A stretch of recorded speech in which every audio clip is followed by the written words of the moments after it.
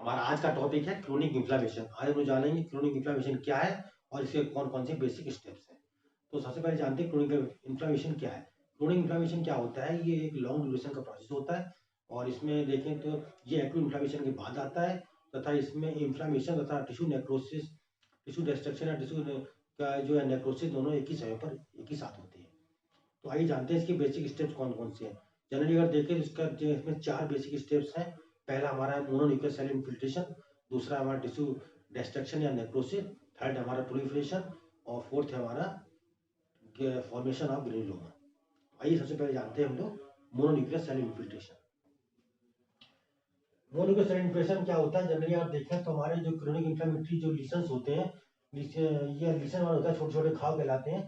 Generally अगर देखें तो जब हमारे सेल के अंदर मोनोन्यूक्लियर सेल्स एंटर कर जाती हैं जबरदस्ती, तो इसको बोलते हैं ये मोनोन्यूक्लियर सेल इन्फिल्ट्रेशन।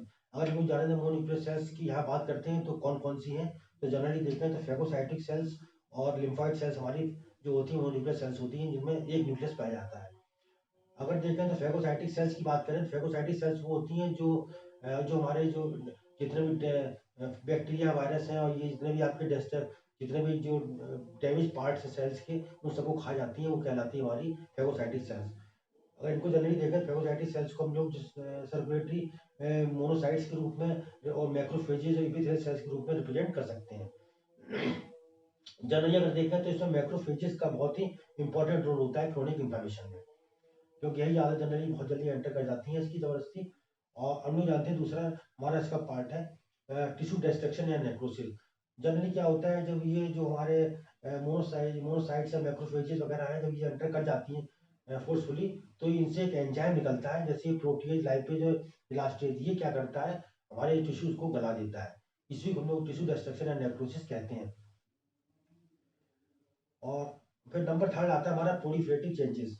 इसमें क्या होता है जब नेक्रोसिस होने के बाद जो हमारी जो उसके जो हमारा जो लीसन था उसमें कुछ चेंजेस आ जाते हैं।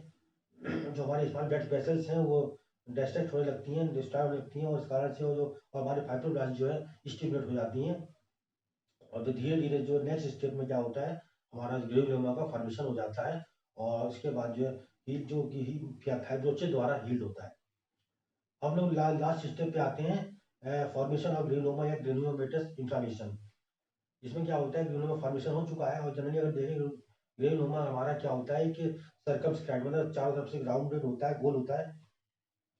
और इसमें जो है टिनी लीशन बहुत ही मतलब बहुत ही छोटा सा घाव होता है और टिनी वन होता है वेरी स्मॉल, और इसका डायमीटर लगभग 1 मिलीमीटर का होता है। और इसमें अगर देखें तो हमारे मैक्रोफेजेस पाए जाते हैं जैसे इपिथेलियल सेल्स या लिम्फोइड सेल्स में पाए जाते हैं।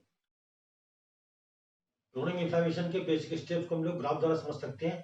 देखिए सबसे पहले क्या हुआ कि एक्यूट इन्फ्लेमेशन हुआ, उसमें मोनोन्यूक्लियर सेल्स का इन्फिल्ट्रेशन हो गया, तो हमारी जो मैक्रोफेजेज या एपिथेलियल सेल्स या मोनोसाइट सेल्स हमारे इन्फ्लेमेटरी लीशन में एंटर कर गई। तो एंटर करने के बाद क्या हुआ कि इसमें जो ये जो सेल्स थी हमारी मैक्रोफेजेज वगैरह, इन्होंने क्या किया, ये एंजाइम्स निकालती थी प्रोटीएज, लाइपेज या इलास्टेज टाइप की। तो इन्होंने क्या किया, जब इसके अंदर ये एंटर कर गई तो इन्होंने इस यहाँ की टिश्यूज को गला दिया। इससे क्या हुआ, हमारे टिश्यू का डिस्ट्रक्शन हो गया या फिर नेक्रोसिस हो गई। इसके बाद क्या हुआ, टिश्यू नेक्रोसिस होने के बाद हमारे जो हमारा जो सेल का एक्चुअल साइज था वो चेंज हो गया। इसको हम बोलते हैं प्रोलिफरेशन। जो हमारी स्मॉल ब्लड वेसल्स थी वो सारी जो उनको चेंज हो गई और उनका प्रोलिफरेशन हो गया और हमारी जो फाइब्रोब्लास्ट सेल्स थी वो स्टिमुलेट हो गए। उसके बाद हमारा जो है ग्रेनुलोमा का फॉर्मेशन हो गया। ग्रेनुलोमा क्या है, जो कि एक टिनी लीशन होता है, छोटा सा घाव होता है जो कि इसका डायमीटर 1 मिलीमीटर होता है और इससे राउंडेड सर्कमस्क्राइब्ड होता है। और इसमें हम जैसे हम जानते हैं इसमें मैक्रोफेजेस, एपिथेलियल सेल्स या मोनोसाइट सेल्स के अंदर भरी हुई होती हैं। अब हम लोग जान लेते हैं कि ग्रेनुलोमा कैसे बनता है, पैथोजेनेसिस ऑफ ग्रेनुलोमा। अब हम बात करते हैं पैथोजेनेसिस ऑफ ग्रेनुलोमा। ग्रेनुलोमा का निर्माण कैसे होता है, तो आइए जानते हैं। सबसे पहले जानते हैं हमारा ये ग्रेनुलोमा का जो फॉर्मेशन होता है, ये आपका जो है ये type 4 granulomatous hyper sensitivity reaction होता है। और जनरली अगर देखें तो इसमें हमारी बॉडी जो है अपने आप को प्रोटेक्ट करती है, बट जो है क्या होता है कि टिश्यू ऑफ डिस्ट्रक्शन भी उसी समय पर होता रहता है। और जब इसका मेन कारण क्या होता है, हमारी जो मोनोन्यूक्लियर सेल्स होती हैं वो कुछ पॉलीडाइजेस्टिव एंजाइम्स निकालती हैं जैसे प्रोटीएज, लाइपेज और इलास्टेज।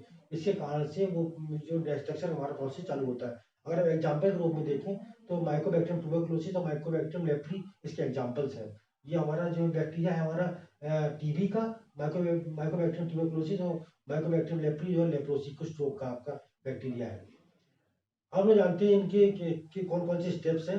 अगर इसके देखें सबसे पहले स्टेप में क्या था, एंगल्फमेंट बाय मैक्रोफेजेस। जनरली क्या होता है, सबसे पहले जो हमारी मैक्रोफेजेज और मोनोसाइट्स थी, ये मतलब हमारे सेल्स को एंगल्फ कर लेती हैं और सेल्स के जो एंटीजन होते हैं उनको एंगल्फ कर लेती हैं, खा जाती हैं और उसको डिस्ट्रॉय करने की कोशिश करती हैं, नष्ट करने की।